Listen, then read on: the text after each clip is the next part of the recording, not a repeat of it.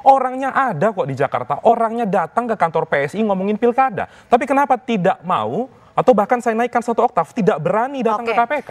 Silahkan terima gratifikasi untuk saudara dan lain sebagainya. Rusak cara berpikir kalau seperti itu. Kaisang mau ke Amerika, mau kemana, kalau misalnya itu ada persahabatan di situ, ya kan boleh dong dia nebeng, boleh dong diajak, selama itu tidak merugikan uang negara. Nah itu dia yang keliru gitu loh. Korupsi menganggap hanya terkait kerugian negara. Mas Alfator, Undang-Undang Tipikor itu ada 7 jenis korupsi.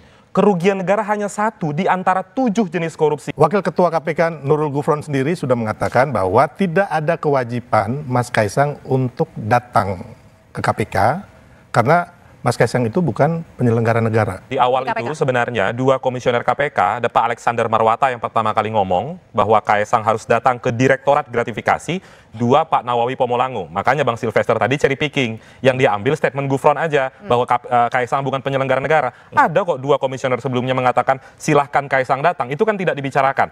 Mas Alfator tadi mengatakan baiknya masyarakat bersabar tunggu penegak hukum bekerja. Saya tanya Mas Alfator, untuk segera agar ini terang benderang, siapa yang harus dipanggil KPK? Kalau KPK memanggil dalam kasus Kaisang. KPK memanggil pelapor dulu. Mas Alfator nggak bisa jawab. Yang harus...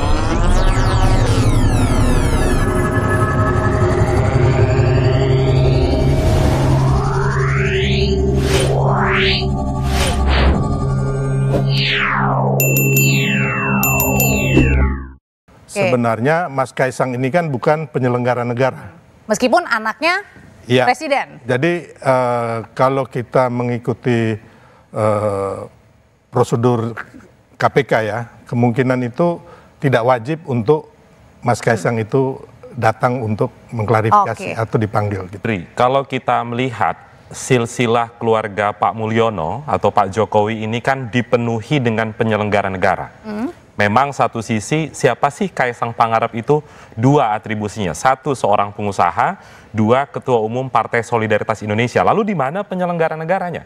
Jangan lupa bahwa Kaisang ini adalah anak dari Presiden Republik Indonesia. Presiden itu adalah subjek hukum, 1. Kemudian yang kedua, dia adalah adik kandung dari Wali Kota Solo, penyelenggara negara. Yang ketiga, dia adalah adik ipar dari Wali Kota Medan, Bobi Nasution.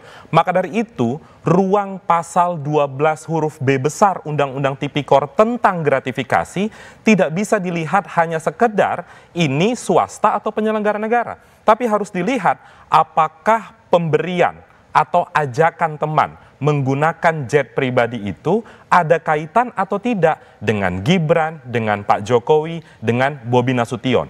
Ruang klarifikasinya terbuka lebar. Sayangnya sampai kita syuting 2 arah hari ini, Mas Kaisang belum datang juga ke kantor KPK untuk mengklarifikasi. Bahkan kemarin ini ICW sempat mengundang juga ya Mas Kaisang? Kami juga sempat mengundang Kaisang dalam satu diskusi publik, suratnya diantar tapi dia juga tidak datang.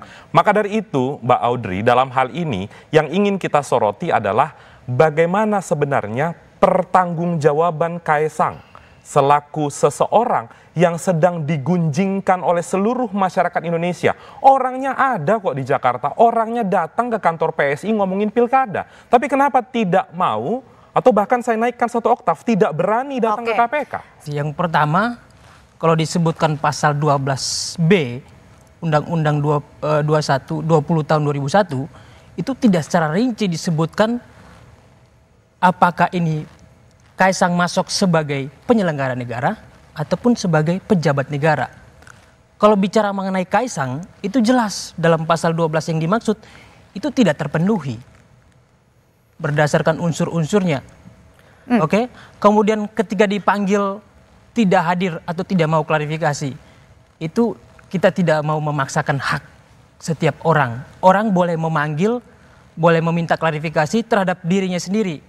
Mau disampaikan klarifikasi secara terbuka ataupun tidak, itu kepada pribadi. Tapi kan masalahnya Mas Kaisang ini juga bukan hanya anak presiden, tapi juga seorang ketua umum, milenial juga PSI yang seharusnya bisa menjadi contoh, Bang. Mbak Audrey, kalau tadi konstruksi yang disampaikan oleh Mas Alfator hanya melihat pasal 12B Undang-Undang Tipikor, itu memang tidak ada adresat hukumnya untuk swasta. Clear di situ penyelenggara negara. Tapi kalau logika itu digunakan, maka silahkan anak pejabat publik korupsi karena pasal 12B besar tidak mengenal adresat pejabat publik untuk Anda. Silahkan terima gratifikasi untuk saudara dan lain sebagainya. Rusak cara berpikir kalau seperti itu.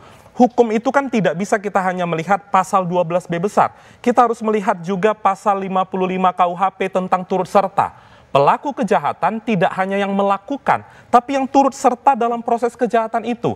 Apakah saya mengatakan Mas Kaisang itu korupsi? Belum tentu. Maka dari itu datanglah ke KPK sebagai kesadaran. Kesadaran bukan hanya sekedar Berarti artinya bukan hanya nunggu panggilan. Bukan hanya nunggu panggilan. Mas Kaisang itu bukan hanya ketum PSI, anak Pak Jokowi, anak Presiden. Jadi memang tafsirnya pada pasal 12B itu tidak tunggal sebetulnya. Karena nanti ada jenis-jenis gratifikasi. Ada gratifikasi yang wajib dilaporkan, ada yang tidak wajib dilaporkan.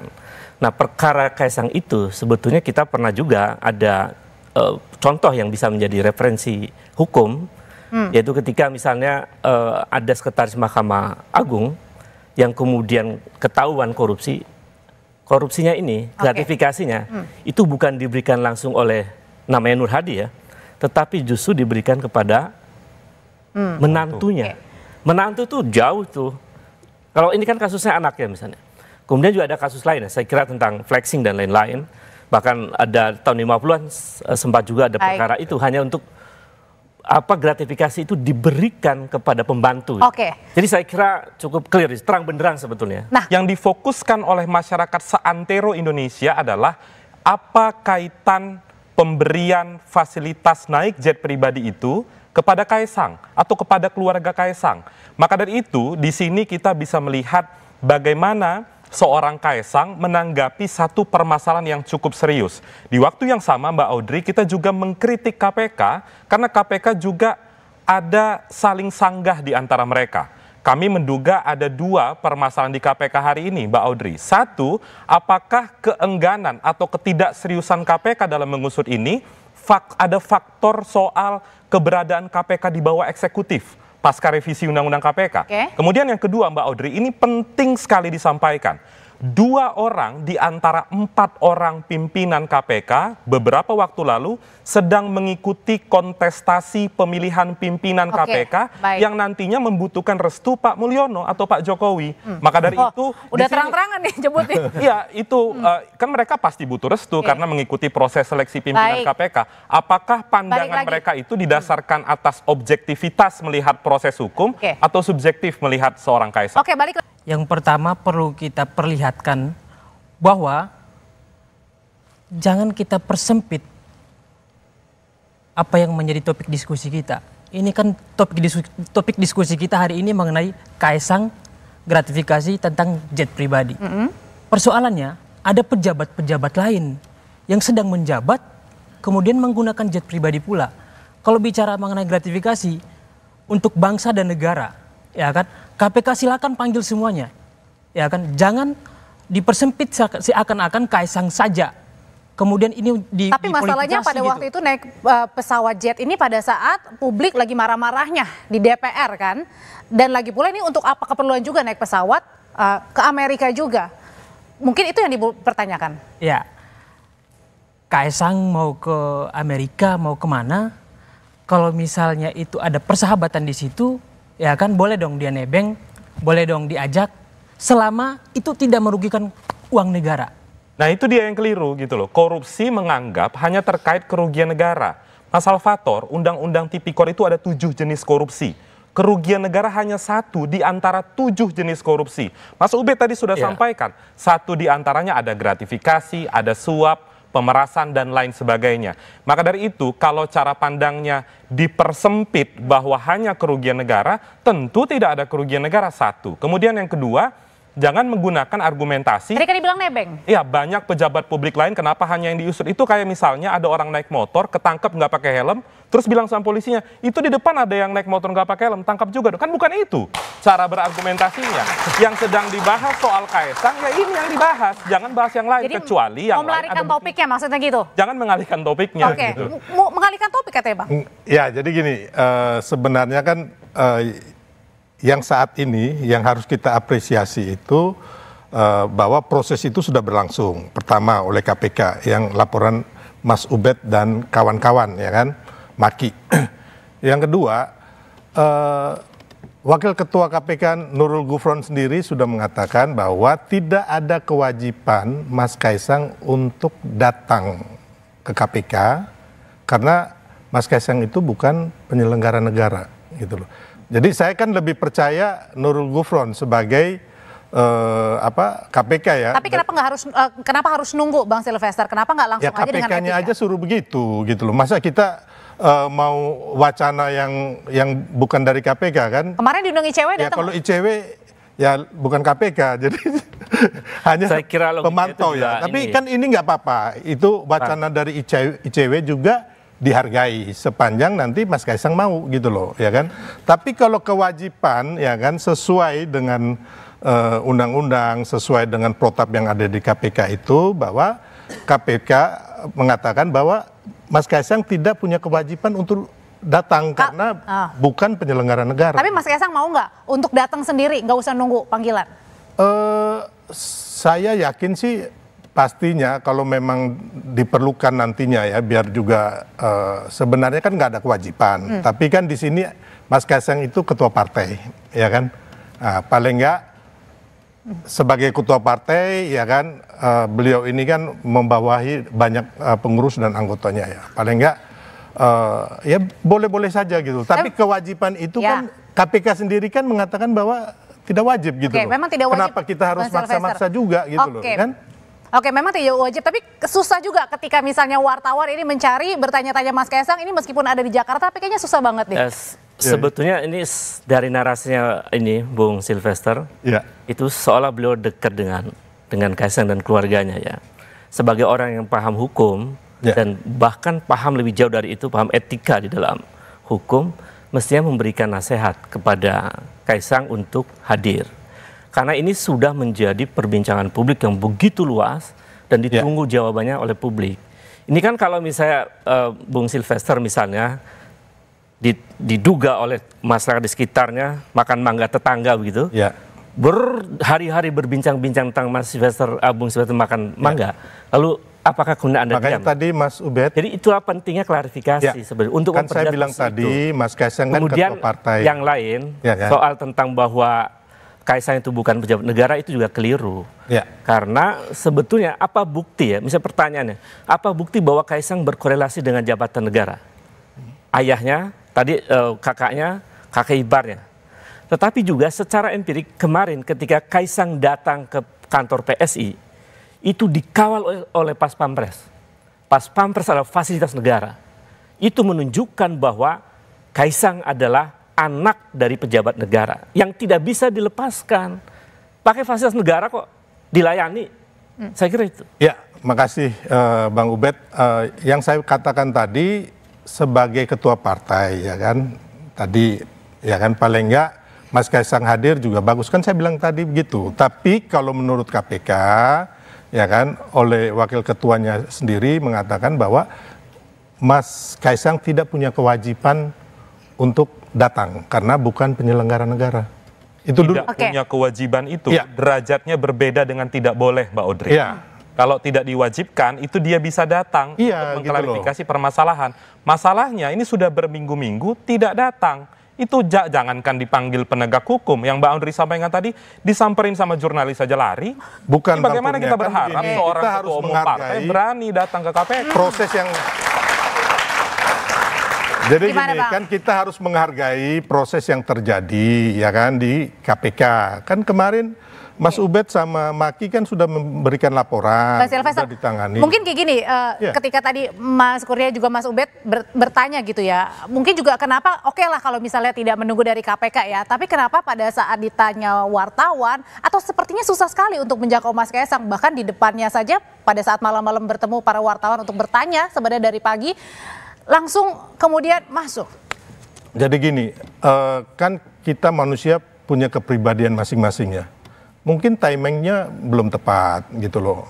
Ya ini menurut beliau, saya kan nggak bisa menebak hati dan pikirannya Mas Kaisang, walaupun kita dekat juga lah, intinya kan begitu. Nanti kita tanyakan aja ke Mas Kaisang kenapa nggak mau hadir. Tapi kan kemarin ada yang mengatakan bahwa Mas Kaisang itu menghilang, ya kan? Bahkan udah melaporkan ke Polda Metro. Tapi ternyata Mas Kaisang kan nggak hilang, muncul waktu ke kantor PSI gitu. Ini juga kan berarti kan yang melaporkan juga keliru gitu loh, ya kan? Orang nggak menghilang dibilang menghilang, gitu loh. Oke. Ya, saya kira faktornya bisa jadi karena KPK takut, ya kan?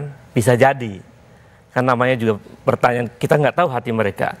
Yang kedua, Takut sama siapa? ya takut sama di atasnya. Mulyono. Kan sejak revisi undang-undang KPK, sejak revisi undang-undang KPK 2019, Tapi, posisi KPK kan di bawah rumpun eksekutif. Tapi Pak Jokowi bilang semua sama di mata hukum. Iya, kalau semua sama di mata hukum, mestinya Kaisang datang dong ke KPK. Jangan mentang-mentang anak presiden lalu. Enggak, katanya nunggu panggilan kata Bang Silvester. Ya saya kira karena kalau kan misalnya KPK serius, sendiri mengatakan kalau tidak KPK-nya punya serius, kewajiban, Bang, ya kan? Ya, saya tahu Jadi gini, itu. kan Abang yang melaporkan. Kalau menurut saya nih, Abang buka aja itu bukti-buktinya. Oh, nggak bisa. Itu di dalam langsung hukum- selesai urusan. Ini Bang Berani, Pak. Mas Ubed. selama ini Bang belajar Ubed hukum, juga, ya kan, tetapi tidak bukti-buktinya paham kurang pentingnya kuat. praduga tak bersalah. Makanya itu tadi, Jadi apa yang saya ya lakukan? kan? Kenapa menggunakan Kenapa harus takut dengerin kalau dulu, Bang. mempunyai bukti? Dengerin Gitu loh. dulu. Mengapa Kalau saya melaporkan menggunakan orang, kata saya punya bukti, dugaan? saya nggak takut dong. Karena walaupun nanti ini saya perkara hukum. disubalik gitu loh.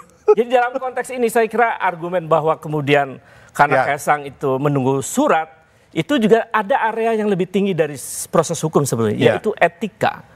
Jadi sebagai anak presiden yang di dalamnya dipenuhi dengan syarat etik yang besar, dia mesti punya etik dong. Mengerti bahwa ada kehendak publik untuk membuat Kaisang datang ke KPK. Oke, tapi dari juru bicara KPK, Mas Kaisang juga bilang kalau silahkan kok Mas Kaisang kalau mau beri datanya. Iya, makanya kan tadi saya katakan tidak punya kewajiban untuk melakukan klarifikasi atau datang, ya kan. Tapi kalau memang indikasi korupsinya kuat, ya kan, walaupun Mas Kaisang bukan penyelenggara negara, ya bisa dipidana juga gitu loh.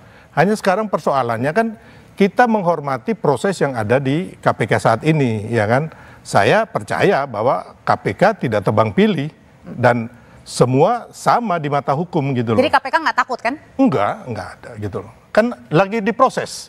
Ya Bang Ubay kan laporannya diterima gitu loh. Kecuali ditolak atau dipingpong. Oke.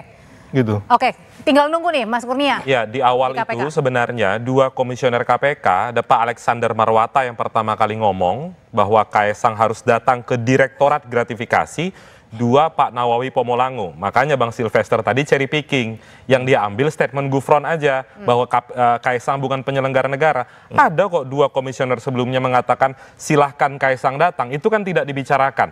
Maka dari itu di sini kita harus melihat KPK sebagai entitas penegak hukum yang memang berwenang menangani tindak pidana korupsi, dan ini karena sedang dibincangkan oleh seluruh masyarakat, KPK harus bergerak cepat. Misalnya, karena ini dalam ranah penyelidikan, panggil saja, terbitkan saja surat permintaan keterangan untuk Kaisang sebagai saksi. Karena begini, sekalipun memang tanpa atau dengan surat, Kaisang baiknya datang ke KPK untuk menjelaskan lebih lanjut. Itu Mbak Audrey. Mbak Salvador. Ya, yang pertama tadi kita dengar bersama statementnya Bang siapa? Mas Ubed. Ubed Ya. Kurnia. Bang Ubed mengatakan udah dilaporkan, tapi KPK belum memproses. Saya pikir kita harus punya kesabaran juga. Kalau misalnya ini perkara hukum, di kemudian hari terbukti ya sah-sah saja silakan ditindak. Tapi kemudian tidak terbukti, jangan juga dipaksakan perkara ini. Sebab ada banyak perkara yang tidak terbukti di kemudian hari, hanya dugaan-dugaan saja. Ya kan, semua orang kan pada prinsipnya ada asas hukum, ya kan, equality before the law. Persamaan di mata hukum, ya kan? Tadi disampaikan juga asas Justru sebetulnya praduga tak bersalah. kalau menggunakan azas equality before the law, itu kan berlaku untuk semua warga negara, termasuk Ya, benar. putra presiden. Benar. Kasus flexing anak seorang kepala bea cukai di Makassar itu ditelusuri sampai kemudian ketemu bahwa ternyata ada gratifikasi dari kekayaan sekarang seorang kepala bea cukai Makassar itu. Kasus Kaisang itu juga mirip, ada flexing di situ. Dengan fasilitas Ya, terkait hal ini. Meskipun yang fleksinya adalah istri. Meskipun istri yang kemudian flexing kan. Jadi itu sebetulnya sama tuh posisi flexingnya antara anak kepala bea cukai Makassar dengan anak atau menantu presiden. mestinya KPK juga sama dong, serius untuk sama-sama menelusuri itu. Kalau analoginya seperti itu, analogi yang disampaikan Bang Ubay seperti itu, ada nggak yang lain yang seperti itu, yang sudah dipanggil kemudian diklarifikasi? Ada nggak pejabat negara yang terkait hari ini masih menjabat, kemudian apakah sudah mereka dipanggil dan mereka pernah ini dia yang saya katakan jadi berbeda. Nah, saya ingin masuk kepada logika Mas Salvator ya, kan? tadi ya. Jangan tadi kan Mas kita Salvator mengatakan dipersempit persoalan ini. Kalau kita mau bicara mengenai bangsa dan negara, tolong terbuka semuanya, jangan ditutup-tutupin. Ya, Mas Salvator tadi mengatakan baiknya masyarakat bersabar, tunggu penegak hukum bekerja. Saya tanya Mas Salvator, untuk segera agar ini terang benderang, siapa yang harus dipanggil KPK? Kalau KPK memanggil dalam kasus Kaisang. KPK memanggil pelapor dulu. Mas Salvator nggak bisa jawab. Yang harus dipanggil Kaisang. Disertai membawa bukti-buktinya ya, Bang Ubed ya. Itu perlu disampaikan di sini bahwa yang pertama begini, orang melapor buktinya terpenuhi apa enggak? Kalau tidak terbukti unsur-unsurnya belum terpenuhi, buktinya masih jauh, ya nggak bisa dipanggil juga dong. Loh, untuk mengklarifikasi. Pertanyaan kita mau klarifikasi bukti yang disampaikan oleh Bang Ubaid itu udah valid apa enggak? Dibocorin aja ke publik kalau misalnya diduga KPK misalnya tadi disampaikan bicara dalam disampaikan bahwa KPK misalnya apa itu membocorkan dokumen itu disampaikan aja. Membocorkan dokumen itu salah itu argumennya. Kok salah? Karena buktinya benar. Itu nggak boleh. Perlu kita duga di sini. Perlu kita duga. Karena itu berwaktunya. Perlu kita duga. Jangan-jangan buktinya itu sesat juga. Mengapa saya lapor ke KPK itu dengan diksi dugaan? Dugaan itu bahasa hukum ya, bukan menduga-duga. Ya, kita tahu bersama itu. Sama dengan dalam proses saintifik itu disebut sebagai hipotesa. Untuk membuktikan itu proses hukumnya di KPK. Nah, kalau kemudian saya di luar mengumbar-ngumbar seluruh data yang saya berikan, itu namanya bukan due process of law, tetapi saya membuka aib orang secara dalam konteks ini dan juga gini, dalam konteks ini yang perlu disampaikan adalah Bang Ubaid tadi menyampaikan KPK bergerak lambat misalnya, ya kan? Ya memang lambat. Kalau misalnya lambat, kan ada proses yang lain yang bisa kita lakukan juga. Apabila menunggu. Mungkin nanti prosesnya apa kalau gitu? Prosesnya? Kalau disampaikan ke KPK buktinya kurang, kan ada kejaksaan. Disampaikan aja. Selama itu benar. Kalau untuk untuk berbangsa dan negara, kita seterang-terangnya dan jangan ditutup-tutupin. Kalaupun salah, kita katakan salah. Kalau benar ya katakan benar. Cepat itu lebih progresif dia, lebih cepat. Tapi dalam kasus ini kok lambat itu loh. Bang Ubed, kan gini ya kan, intinya kan KPK sebagai lembaga ya kan kita nggak ngomong pribadi ya, bahwa Mas Kaisang tidak punya kewajiban, tapi mereka sudah memproses Bang Ubed dan mereka minta Bang Ubed membawa bukti-bukti dugaannya Bang Ubed kan, dan itu kan belum terjadi ya. Bang Ubed belum datang lagi kan membawa bukti-bukti sampai hari ini belum ditelepon, belum diundang. Saya nggak tahu juga kenapa. Jadi KPK, intinya bahwa sebenarnya tidak ada KPK takut, lambat dan sebagainya itu kan nggak ada gitu. Justru tadi menantang ya di mana? Supaya tidak menimbulkan analisis bahwa KPK takut, lakukanlah KPK membuat surat panggilan. Itu maksud saya. Kalau kemudian surat panggilan nggak keluar, ya Kaisangnya datang. Kan gimana bukti-bukti gratifikasi dan indikator korupsi itu belum kuat. Dia mau panggil bagaimana, Bang Ubed? Bang Ubed harus melengkapi dulu bukti-bukti Bang Ubed gitu loh. Kaisang naik jet pribadi itu, private jet itu bayar atau sewa? Sampai hari ini kan kita belum tahu semua. Saya tanya, karena Bung Silvan nggak tahu, maka biarkan KPK untuk melakukan proses ini. Makanya abang kan bawa buktinya ke KPK dulu dong. Kalau bisa abang mempercepat dengan membawa buktinya gitu loh. Untuk menunjukkan. Jadi abang jangan bilang bahwa KPK memperlambat atau takut. Abang bawa buktinya gitu loh. Narasi lambat itu karena saya membandingkan dengan peristiwa kasus lain. Kalau abang nggak membawa buktinya bagaimana mau jalan barang ini? Jadi perbandingan yang equal. Nah, Abang kan masih punya datanya ya. Kita harus meletakkannya secara proporsional ya. Bertanya ke Bang Ubaidillah Badrun ini adalah seorang dosen, bukan seorang penyidik. ada keterbatasan untuk mengakses dokumen-dokumen agar utuh unsur terkait dugaan tindak pidana korupsi ini. Jadi dokumen-dokumen yang disampaikan kepada KPK, jangan beban pembuktiannya untuk melengkapi bukti diserahkan kepada Ubedillah Badrun. Lah KPK-nya yang harus didorong untuk melengkapi bukti-bukti dengan cara memanggil saudara Kaesang. Itu yang sampai sekarang belum dilakukan oleh KPK. Belum di follow up ya, Mas Ya, tapi kan gini, Bang Kurnia, ya kan, maksud saya, Bang Ube kan melaporkan seseorang nih. Ya. Kan nggak bisa hanya melaporkan, harus membawa barang buktinya itu sudah apa ada, gitu loh. sudah diberikan ke KPK. Nah, itu. Buktinya udah diberikan, Bang Surya. Terus kan KPK minta tambahan bukti lagi kan. Belum ada surat ke saya, belum ada telepon. Belum ada. Berarti nggak ada permintaan Pertanyaan itu. saya ke Maka Bang dari Ubay. itu keluarlah kata-kata Ya kan? lambat. Hari ini masih Sudah pegang, diserahkan masih dokumen. pegang buktinya apa? secara nih? resmi Ada. mengatakan Masih pegang. minta Di samping abang, ini juga lembaga, ya kan? Mereka juga berwenang, ya kan? Untuk misalnya memeriksa, diserahkan aja. Ada lembaga yang lain kan? Buktinya Ke siapa? dari abang. Ke siapa? ICB. Ke ICB. Indonesia Corruption Watch itu, Mas, itu lembaga Bang, swadaya ini kan masyarakat, kita mau bukan mendorong, penegak hukum. kita kan mau mendorong agar proses hukum ini lebih cepat. Ya, Ya kan? Ya, Ada lembaga datangnya lain ke yang bisa KPK, membantu. udah pas ini ke Tapi salah. langkahnya Kalau Mas saya Ubed. akan data ke ICW salah besar. Jangan-jangan buktinya abang masih jauh, sumir. Oh, tadi Anda minta bukti saya diserahkan ke ICW, itu logika yang keliru. ICW bukan lembaga negara. ICW adalah NGO. Pertanyaan sederhana, Mbak Jadi, Audrey, kan yang kita Kan kita tanyakan sampaikan juga ada lembaga lain. ini konstruksi hukumnya ya. Apakah ini dibayar Kaesang atau dibayarin? Dua itu aja permasalahannya. Yang bisa menjelaskan bukan dia. Itu temannya, Yang tapi bisa menjelaskan Kaesang. Nah, temannya itu harus dilihat relasinya. Apakah kalau Kaesang tidak anak Jokowi, Kaesang bukan adik Gibran, bukan adik ipar Bobi Nasution, dikasih nggak saya wajar pribadi itu? Kalau karena faktor itu ada potensi konflik kepentingan. Itu yang sebenarnya didiskusikan oleh ratusan ribu netizen di media sosial, Mbak Audrey. Oke, Bang kalau Kurnia, jadi gini ya. Orang mengajak naik jet pribadi atau meminjamkan bukan hanya karena anak presiden, siapapun bisa itu. Hanya maksud saya begini, ya kan. Sekarang kan kita, Mas Ubed ini kan sudah melaporkan, ya kan. Kalau KPK secara resmi mengatakan mereka akan memanggil Mas Ubed lagi dengan membawa bukti tambahan. Itu kata KPK loh, bukan kata saya, ya kan. Nah, itu yang saya bilang tadi. Jadi kalau memang Mas Ubed bilang, oh saya belum dipanggil, kan masih menunggu gitu loh. Belum, KPK juga belum bersurat lagi ke abang, minta abang datang. Tapi KPK mengatakan rilis resminya bahwa akan memanggil Bang Ubed. Iya, itu standar. Oke, tahan dulu Mas. Kalau misalnya kita bersabar, nikmatin proses hukumnya, ya kan, pasti selesai.